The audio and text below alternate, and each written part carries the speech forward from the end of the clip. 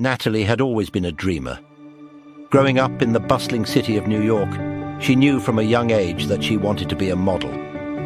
As a teenager, she was enchanted by the fashion world, poring over magazines and envisioning herself gracing their pages. After years of dedication and sacrifice, her dream became a reality. Natalie became a successful model, living the life she had always imagined.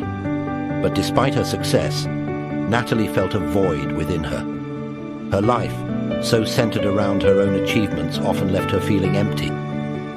That's when she noticed him, a half-blind homeless man who was always outside her apartment building. Natalie, who worked as a school teacher, would pass him daily. Over time, they established a routine. She would offer him food and money, a small gesture of kindness in her busy life.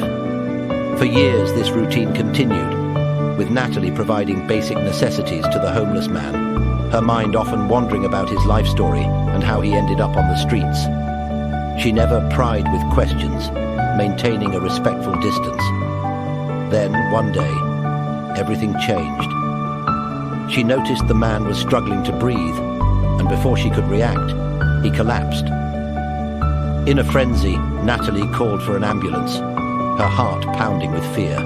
Riding in the ambulance alongside the man, Natalie had a realization. She didn't just want to help him. She wanted to be there for him. He was alone in the world, and she yearned to ensure he wasn't alone in his final moments. Tragically, it was too late.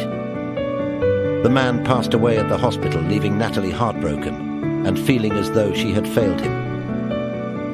In an unexpected turn of events, the hospital staff, mistaking Natalie for a family member, handed her the man's belongings. It was then she made a startling discovery. Among his possessions, she found a photo of herself as a child with a caption on the back. "My Natalie, one day I'll explain, I'm so sorry." Tears streamed down her face as she realized the truth.